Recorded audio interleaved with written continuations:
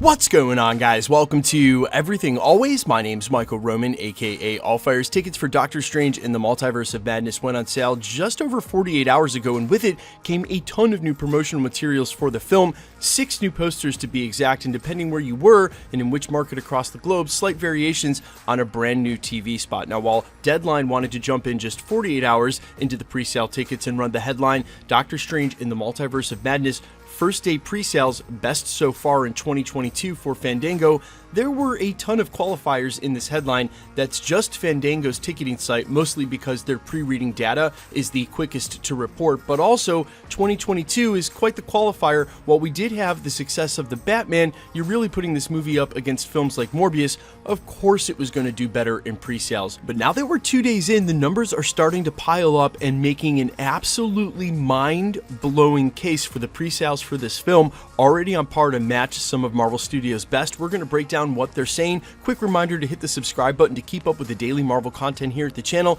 and if you leave a comment down below, that'll automatically enter you to win our ongoing PS5 giveaway. If you want, stick around to the end of the video. We'll get into all the giveaway stuff again there. Okay, so industry insiders reading the data that we've already got, realizing that this picture will continue to update as more data comes in through the weekend, next week, and then next weekend as well, all the way leading up to the film, that Doctor Strange already has comfortably the second biggest start to a non-Avengers pre-sale, meaning it's not Avengers Endgame and Infinity War, and it's not Spider-Man No Way Home.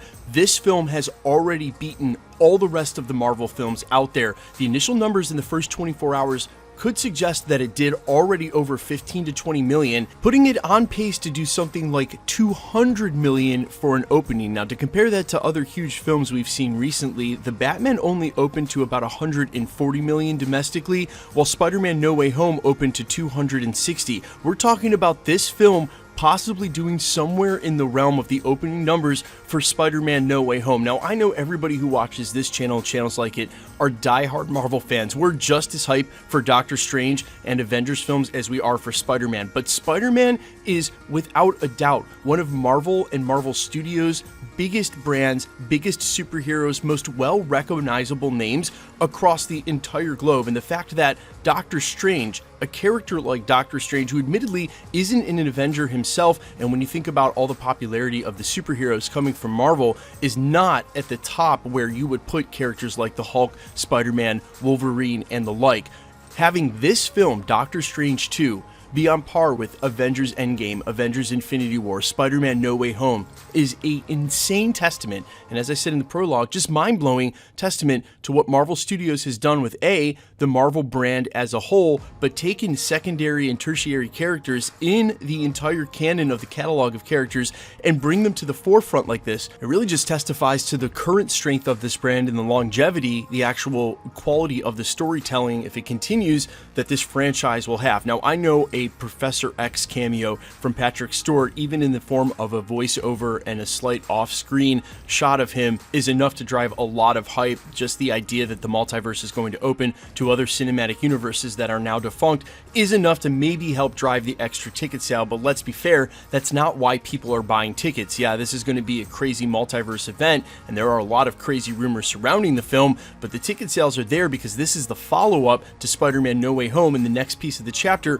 for what's going on in Phase 4. Basically, what I'm saying is, even if all these insane details weren't in tow, I still think this film would be pacing insane numbers, and that's a really good thing for Marvel Studios and Disney. According to some specific rumors that I've heard, I'm not going to cite any sources or report this, and I'm actually not going to stand by it if the numbers don't come out, because I haven't been able to verify it myself. Please leave this strictly in rumor category, but the rumored number is that Marvel Studios has spent somewhere in the realm or north of $500 million on the production of this film. Now, to sort of contextualize that, Spider-Man Far From Home, not No Way Home, but Far From Home, was about $150 million, with one of the biggest marketing budgets ever at over 200, somewhere around 225, 250, putting the entire cost of that film in the months following Avengers Endgame back in 2019.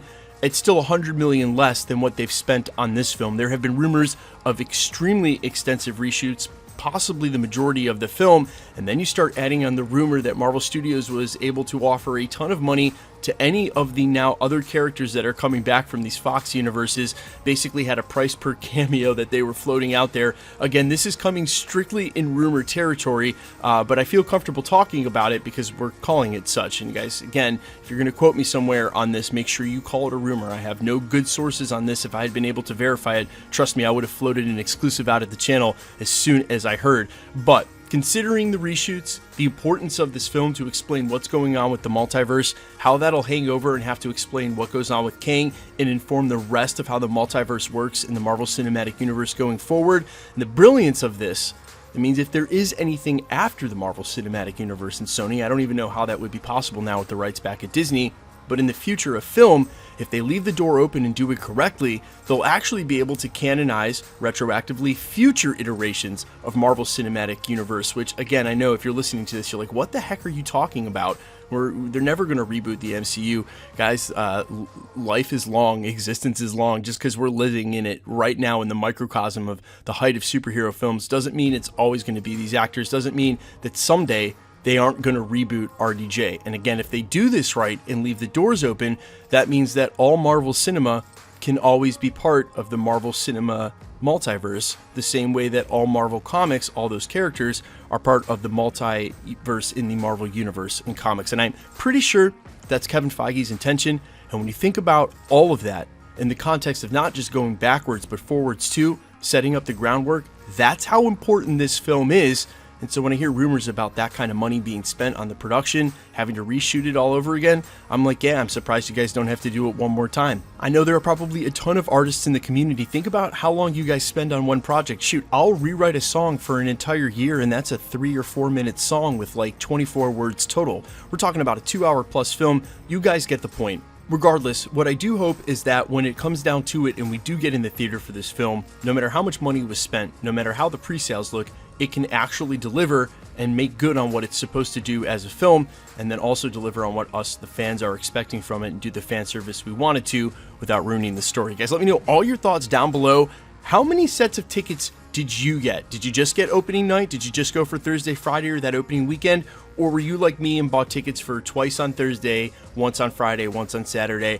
I kind of have to because of the channel. I need to be watching the film multiple times, but you guys as fans, let me know if that was your MO, how many sets of tickets you bought, how hyped you are for the film. Quickly, let's jump into the giveaway stuff before I let you go. Okay, we're still giving away PlayStation 5s all the way up to 1 million subscribers, and we're doing so every 20,000. The next will be at 960. If you want to be entered to win for any of the future prizes here at the channel, all the same rules will always apply. Hit the subscribe button because you need to be a subscriber, then leave a comment down below because it's truly random. The more videos you comment on, the better chance you have of winning. All winners will be announced at the end of videos, the same way we're doing here. The best way to keep up with the content has always been to hit the notification bell with all notifications turned on. And as always, if you like today's video, I'd appreciate it if you'd hit the like button. My name's Michael Roman. You can find me over on Instagram and Twitter at IamFires. You can also find me on Spotify, YouTube, Amazon, Apple, iTunes, wherever you listen to original music under the name All Fires. And while I'd sincerely appreciate you checking that channel out, thanks for checking this channel out. Stick around. We'll be posting again real soon.